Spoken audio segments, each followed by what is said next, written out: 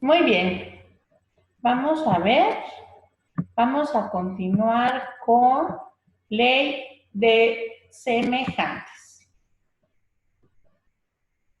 Bueno, la ley de semejantes dice, ay,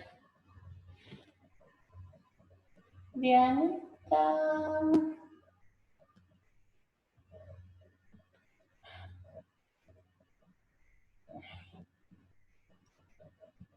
tengo problemas,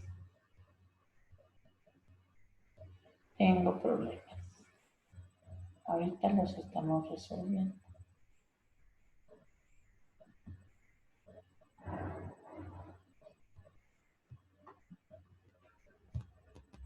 Pero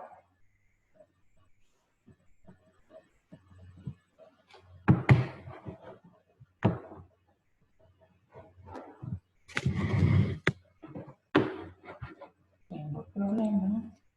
Ahorita lo resolvemos. Otra vez, porque no puedo. Ok. Mm.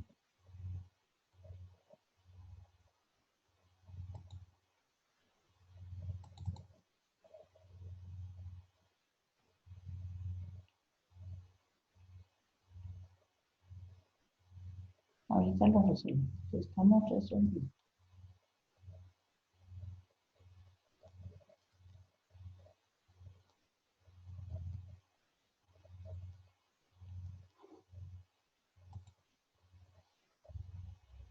Lo que no encuentro es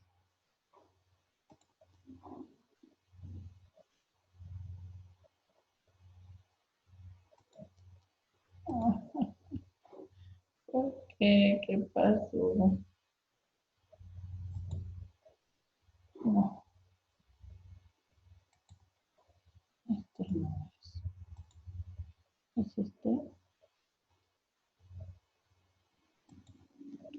Compartir pantallas.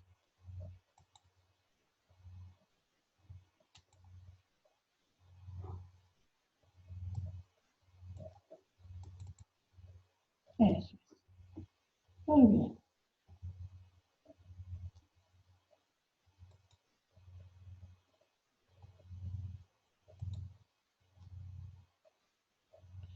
Muy bien. Entonces tenemos ley de semejantes.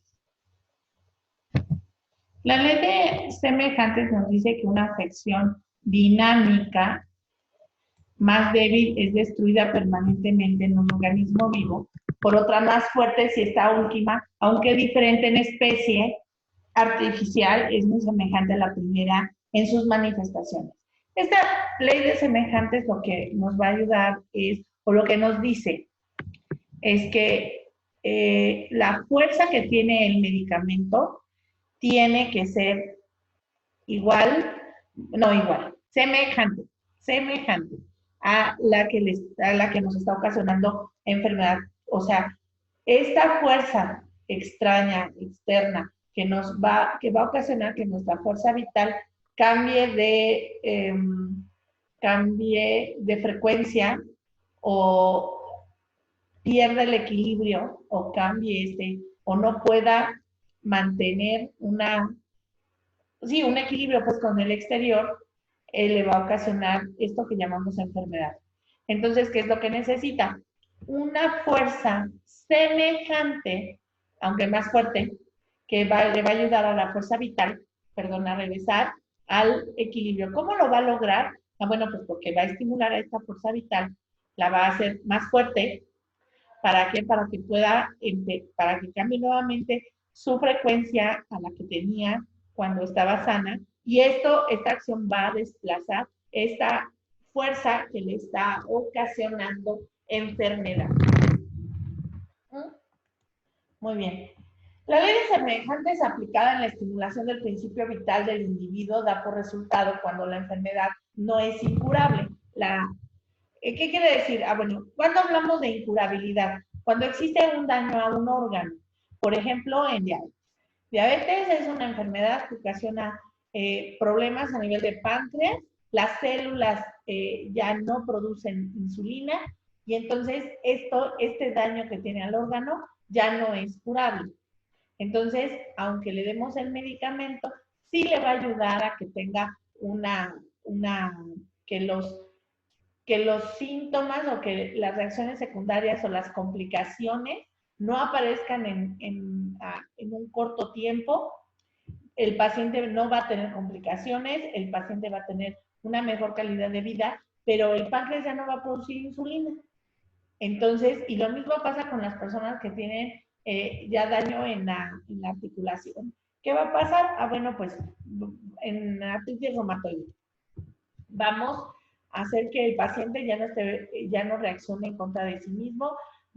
El remedio va a ser que no produzca autoanticuerpos, que los autoanticuerpos disminuyan, pero ya no le va a restaurar la deformación que tienen las articulares, porque ese daño ya está hecho, eso ya no lo puede quitar la fuerza vital por mucho que sea estimulada.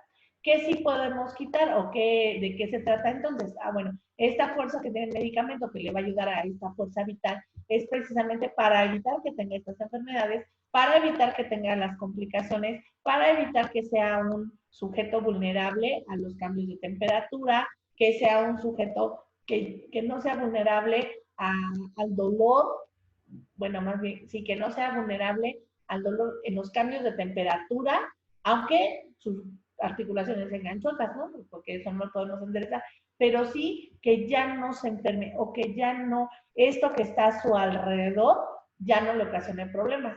Lo mismo pasa en cuestión mental o en cuestión emocional. ¿Qué va a pasar? No podemos no podemos cambiarle el carácter a las personas. Lo que sí podemos hacer es modificarlos para que, pues para que ya dejen de tener gastritis o dejen de tener síndrome de colon irritable, etcétera. Esto es lo que podemos hacer. ¿Cómo? Por eso es importante que manejemos o que veamos o que observemos muy bien los síntomas del paciente, porque es lo único que nos va a decir o lo único que nos puede decir qué medicamento es el más semejante al padecimiento que tiene el paciente. Y no nada más los síntomas del dolor de cabeza, de tener descubrimiento nasal, de tener dolor articular, sino cómo lo vive el paciente, porque eso es la semejanza que estamos buscando, los detalles que pueda tener con estos síntomas, cómo los está viviendo el paciente para que podamos buscar este semejante, esta energía que es igual a esta fuerza, que es igual a la que le está ocasionando el problema, para que en forma, en dirección opuesta, pueda desplazarla. La naturaleza solo existe en grados de semejanza. Si observamos con atención, nos percataremos de que difícilmente encontraremos dos seres idénticos. En todos los seres vivos existen grados de semejanza, nadie es idéntico, sino a sí mismo. Y esta semejanza es lo que nos sirve, y hablamos de semejanza, ¿por qué? Porque el paciente no siempre, porque el medicamento no siempre va a cubrir todos los síntomas del paciente, solamente va a cubrir los que le estén afectando en ese momento, o sea, los del hoy existencial del paciente. Solamente esos va a cubrir.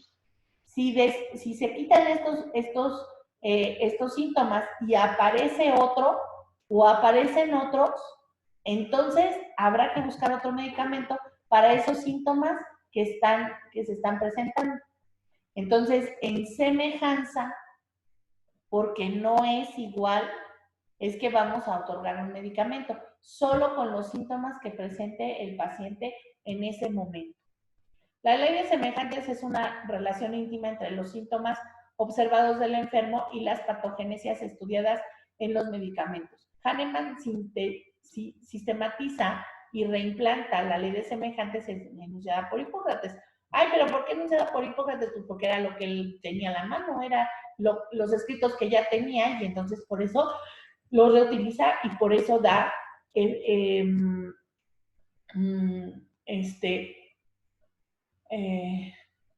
le da sustento a sus observaciones con lo que Hipócrates ya había descrito.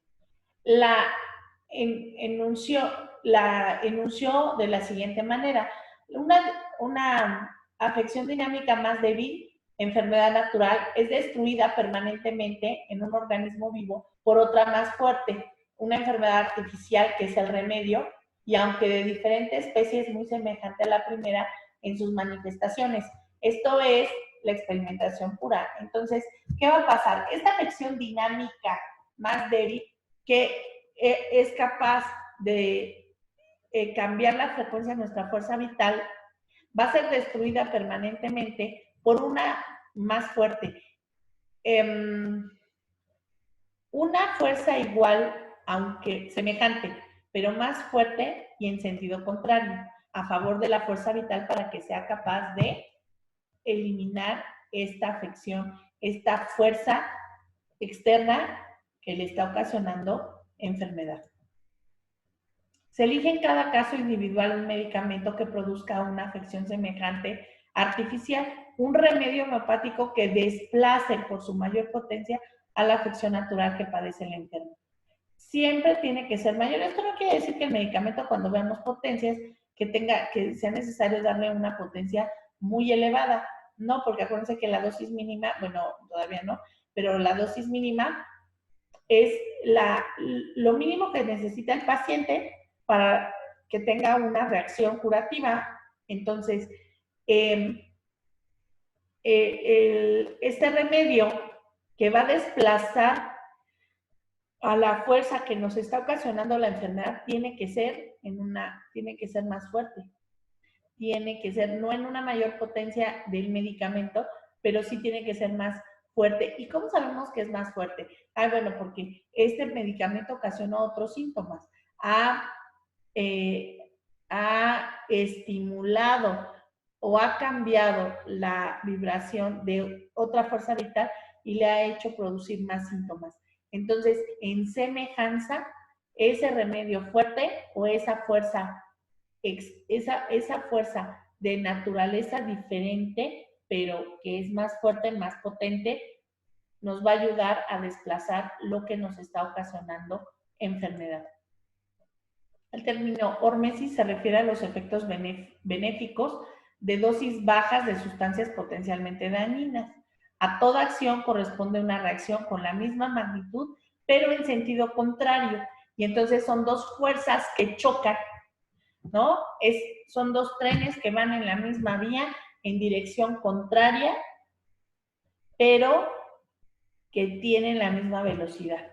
Y entonces va a llegar un momento en que estos trenes se encuentren y se impacten. Y a lo mejor el que va de bajada, pues es el que va a ganar, ¿no? Estos trenes se van a impactar. ¿Qué es lo que va a estar en medio? Nuestra fuerza vital, que le va a ayudar al medicamento a desplazar la otra fuerza que le está ocasionando daño. Cuando el principio vital es agredido por un factor patógeno, esto pone después de cierto tiempo una reacción secundaria indefensa, que se llama enfermedad, de la misma magnitud, pero en sentido contrario.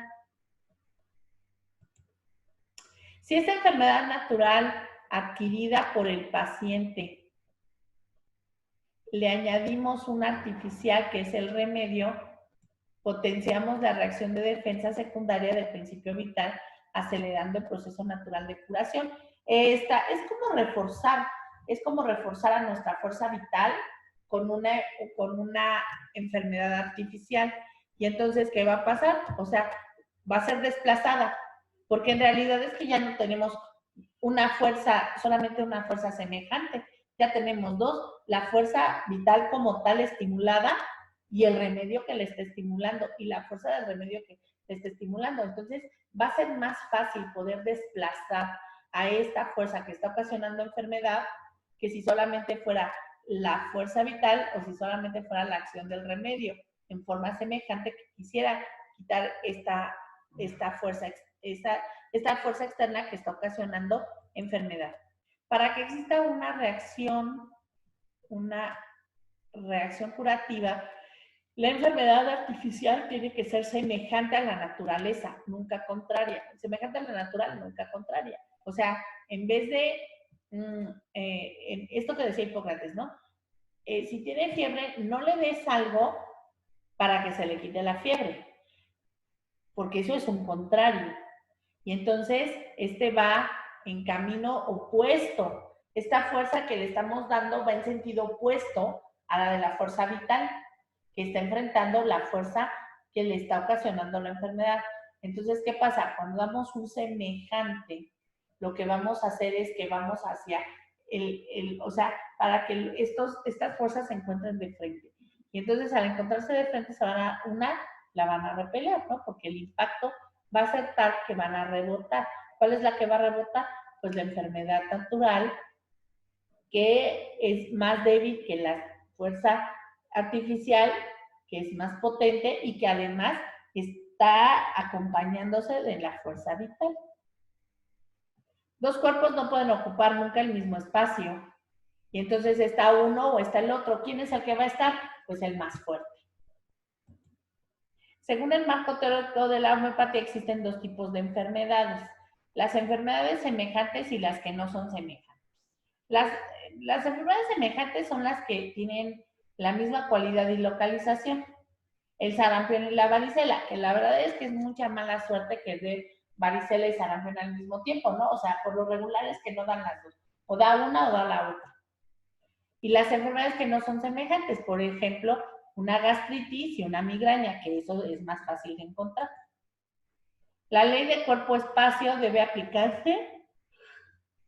Únicamente puede aplicarse para las enfermedades semejantes, las que tienen el mismo origen, de tal modo que si el organismo es ocupado siempre por la enfermedad más fuerte, en este caso el medicamento, que es una enfermedad artificial y controlada, semejante pero más fuerte, desplaza la enfermedad natural curándola.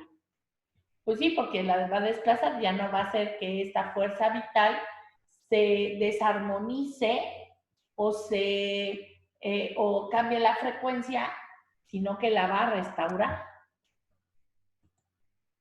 Las enfermedades semejantes son diferentes o contrarias. También existe un tipo, existen dos posibilidades. Si la enfermedad crónica es la más fuerte, la enfermedad nueva, más débil, será rechazada y no permitirá su curación. ¿Qué quiere decir? Bueno, que si la enfermedad crónica es la más fuerte y la más nueva, débil, será rechazada. ¿Qué quiere esto? Esto es de que en el caso que veíamos, ¿no? De la migraña y el síndrome de intestino irritable. La enfermedad crónica puede ser la migraña y la nueva, el síndrome de colon irritable, que se ha dado porque el paciente está haciendo mal uso de los alimentos y está comiendo muchas cosas condimentadas o está comiendo muchas cosas irritantes y entonces esto le ha ocasionado el síndrome de colon irritable. Y entonces, pero esta enfermedad nueva es, es, es, más, es más débil, pero también impide que la enfermedad, que la migraña se cure o impide que el mismo síndrome sea aliviado. Y entonces el paciente se queja. Nunca va a aparecer las dos al mismo tiempo, ¿no? Si el paciente se le inflama y le duele el estómago, bueno, el intestino, la migraña va a disminuir. Y si tiene migraña, pues entonces no le va a doler la panza. Si la enfermedad aguda es la más fuerte, silenciará los síntomas de la enfermedad crónica, pero no se pueden curar. ¿Y entonces qué va a pasar? Bueno, si entonces el paciente, por estar comiendo estos alimentos condimentados, tiene un proceso migrañoso, desencadena una crisis de la migraña, entonces, ¿qué es lo que va a pasar? Bueno, pues el síndrome de colon irritable que tiene o de intestino irritable va a disminuir en ese momento o no lo va a sentir. Eso no quiere decir que no lo tenga, eso quiere decir solo que no lo va a sentir. La terapéutica alopática es considerada una enfermedad iatrogénica de semejante, ya que los fármacos siempre tienen efectos secundarios y si estos son ingeridos en moleculares y por tiempos prolongados, silencian en forma momentánea los síntomas de la enfermedad, pero no las curan. Estos medicamentos, bueno, la alopatía que va a hacer, bueno, pues va a ocasionar que el paciente no tenga molestias, pero eso no quiere decir que el padecimiento lo deje de tener, porque además las dos cosas, tanto la migraña como el síndrome colon de intestino irritable, obedece a la misma emoción, obedece a la ansiedad. Y entonces el paciente siempre que tenga ansiedad, pues siempre va a estar enfermo. En realidad es que no va a cambiar. Siempre que tenga un momento de ansiedad, que esté muy, esté en el trabajo, esté muy presionado, es que se van a presentar los dos, pero o uno u otro, ¿no? Pero ¿qué es lo que va a hacer la medicina alopática? Pues solamente le va a dar un medicamento para que se desinflame, un medicamento que se supone que tendría que hacer que el intestino funcionara mejor, pero solamente, o sea, en realidad no le va a dar algo para que pueda desplazar alguna de las dos enfermedades, que es más difícil algunas veces no se puede quitar, tienen que estar los dos juntos o se quita uno y el otro tiene que permanecer, pero de todos modos la homeopatía siempre va a ser va a ser exonerativa con todo lo que trate. En cambio la alopatía, bueno, siempre va a ser así como eh, tratará de silenciar los síntomas sin aliviar lo que está produciendo. La terapéutica homeopática, considerada una enfermedad semejante, por lo que el medicamento semejante y más fuerte desplaza a la enfermedad natural curándola. Muy bien.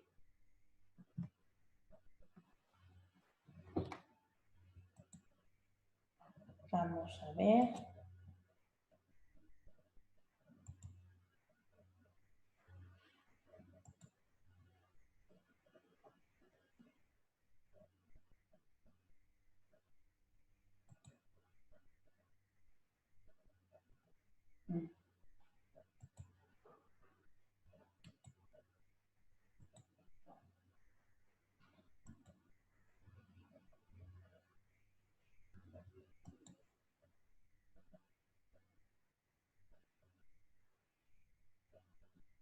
Muy bien. Oh,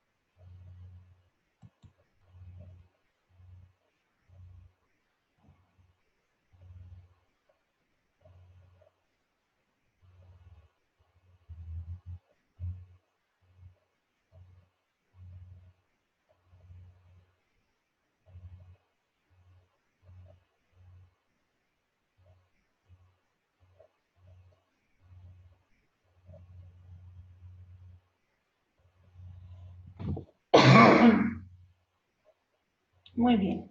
Y entonces vamos a ver lo que es la experimentación pura. La experimentación pura es el método experimental que permite conocer la capacidad de alterar la salud o enfermar en forma artificial a un sujeto relativamente sano o con una sustancia, relativamente sano con una sustancia y desarrollar esas mismas cualidades curativas en un sujeto enfermo. Entonces, la experimentación pura es lo que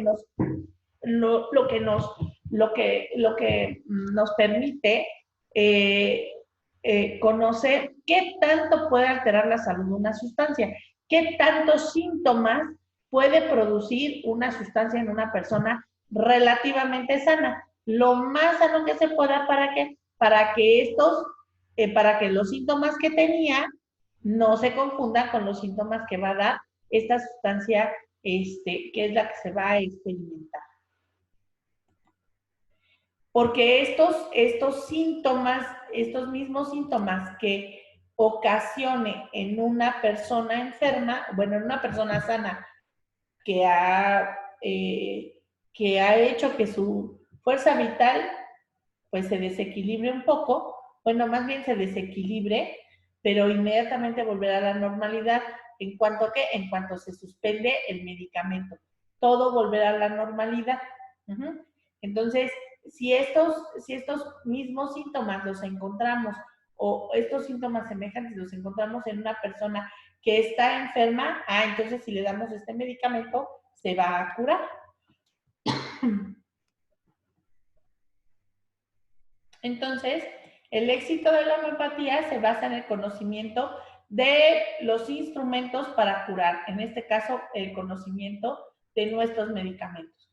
El modo más correcto para conocerlos es experimentándolos en sujetos relativamente sanos para conocer los signos y síntomas que son capaces de producir. En realidad, bueno, esto no es tan difícil, pero sí requiere de ciertos pasos. Estos signos y síntomas los produce por sus propiedades dinamizadas, alterando la salud en forma artificial.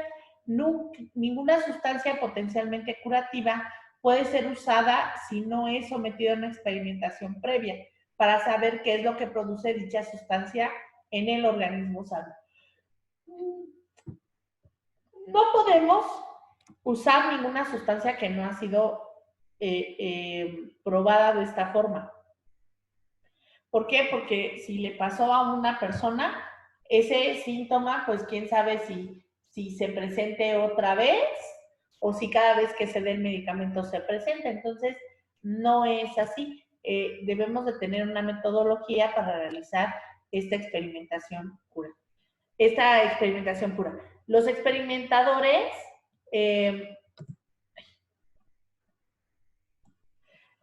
se denomina pura debido a dos factores. Bueno, más bien la experimentación se denomina pura por dos factores. Porque es realizada con sustancias simples, muy pocas fueron mezcladas y fue realizada en humanos y no en animales. Porque los animales no saben escribir, ya lo vimos anteriormente. Son necesarios 3 elementos para una experimentación pura: el director, los sujetos y la sustancia. Y entonces, bueno, el director debe de tener también ciertas características. Este director tiene unas muy buenas y tiene que tener conocimientos en el área de investigación, debe ser sano mental y físicamente, debe de ser disciplinado y muy observador. Y los sujetos de estudio, pues deben de ser elementos sanos, y estos están muy sanos. Aceptablemente sanos, con un mínimo de cultura, criterio para someterse a las dietas y a las modificaciones de la conducta durante la experimentación pura de la sustancia. No se aceptan sujetos enfermos. Y se someterán a estudios de laboratorio de gabinete para conocer su salud. Previo a la experimentación, los sujetos observarán no tener fatiga física ni mental, moderarse en la ingestión de condimentos, sustancias vegetales activas que puedan influir y modificar los resultados finales. suprimir el tabaco, las bebidas alcohólicas, las bebidas con cafeína, las bebidas energizantes, y medicamentos, así como el café. Y tener la capacidad de poder transcribir sus síntomas con sus propias palabras. Y después tenemos la sustancia, que puede ser cualquier cosa. Puede ser de origen animal o de origen humano, puede ser un metal, puede ser un mineral, puede ser un animal, puede ser una planta, y de esta planta que nos sirvan las hojas o los tallos o las flores o la raíz. Puede ser cualquier sustancia. Si es vegetal, se realizará donde se tendrá que anotar su clasificación, su sitio geográfico, la altura, el clima, la parte utilizada, etc. Lo mismo si es un animal. La monografía debe de existir análisis biológico, su hábitat, sus ciclos reproductivos, qué parte se utilizó y el ciclo de crecimiento en el que se encontraba. Si es mineral, se añade en análisis químico y se debe aislar el componente químico principal. Si es de origen humano, deberán liofilizarse, que también esto de la liofilización es quitar las proteínas que pudieran hacer daño. Perdón.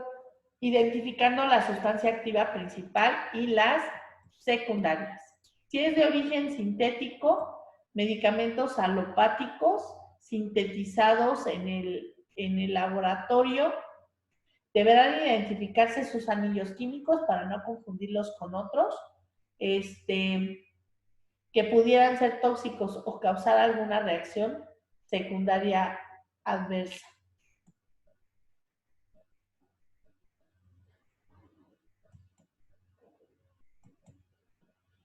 Se eligen por lo menos 50 personas relativamente sanas de sexo masculino y femenino entre 15 y 65 años.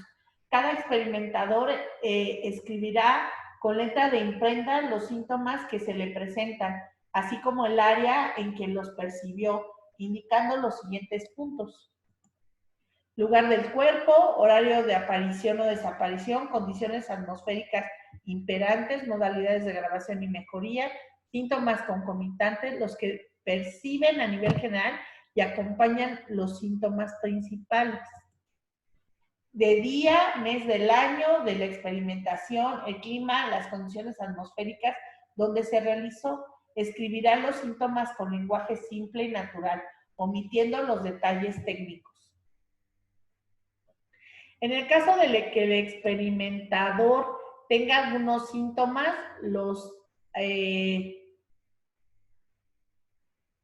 hay que anotarlos una semana antes de la experimentación para descontarlos de los productos por la sustancia. O sea, si tiene gripa, tiene que decirnos que tiene gripa. ¿Para qué? Para que estos síntomas de la gripa podamos quitarlos o descontarlos de los que va a producir el medicamento. Antes de la experimentación, moderación en el consumo de bebidas alcohólicas, estimulantes, picantes y medicinales.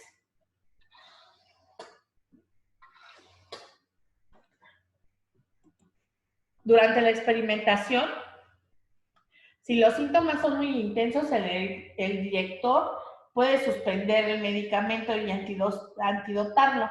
Tomar el medicamento de la siguiente forma: al despertar, enjuagarse la boca con agua simple y poner bajo la lengua 5 glóbulos del número 40, impregnados con la sustancia que se desee experimentar. Repetir por la mañana siguiente y así sucesivamente, anotando los síntomas en orden en orden en que se van presentando. De esta manera se pueden presentar dos posibilidades: que los síntomas se presenten, anotarlos en el diario y no tomar una segunda dosis hasta que estos hayan desaparecido, o esperar de 3 a 5 días y después repetir la dosis para comprobar la exactitud de los síntomas encontrados la primera vez. O sea, se van a tomar una vez y hasta que los síntomas aparezcan, ¿no? O sea, hay que esperar que se presenten. Una vez que se presentaron, hay que empezarlos a escribir. Hasta que, y no tomar otra segunda dosis hasta que estos síntomas que aparecieron hayan desaparecido. Al quinto día se va a tomar otra dosis y vamos a esperar cuáles son los síntomas que se repiten, cuáles son los síntomas que aparecen otra vez. Los síntomas si los síntomas no se presentan, en tal caso hay que tomar el medicamento en método plus, un glóbulo por una cucharada de agua. Hasta que aparezcan los síntomas. Cada 2 horas se va a tomar una cucharada de agua. Se suspenderá la experimentación hasta que los experimentadores no vuelvan a sentir alguna alteración en su salud. O sea que van a tomar otra dosis, pero ¿y hasta cuándo se va a suspender? Hasta que a ningún experimentador tenga un síntoma que haya aparecido con la ingesta de este remedio o del remedio que se está tratando. El registro de los síntomas, que pueden ser ya en la garganta, en los riñones, en el sueño, en cuanto a constipación, fiebre, el corazón, etc. Se registrará en orden cronológico la localización, la cualidad, las agravaciones, las mejorías y los síntomas concomitantes, la zona anatómica, el tipo de dolor punzante, opresivo, ardoroso, estallante, excavante, como magulladura, etc. Y entonces se van a anotar así, depende de la localización, la cualidad, sobre todo las agravaciones y las mejorías y los síntomas que los acompañan. Todo lo que agrave o mejore los dolores, si es gradual o inmediato, su duración, etc. Por cambios de temperatura, por movimiento, por reposo, antes o después de las comidas, trabajando, tosiendo, estornudando, riéndose, etc. Todo eso es lo que tenemos que anotar. Antes o después de menstruar, de tener relaciones, de defecar o de orinar, si se produjeron náuseas, vómitos, flatulencias, eructos, transpiración, sueño y todo lo que lo modificó. Finalmente,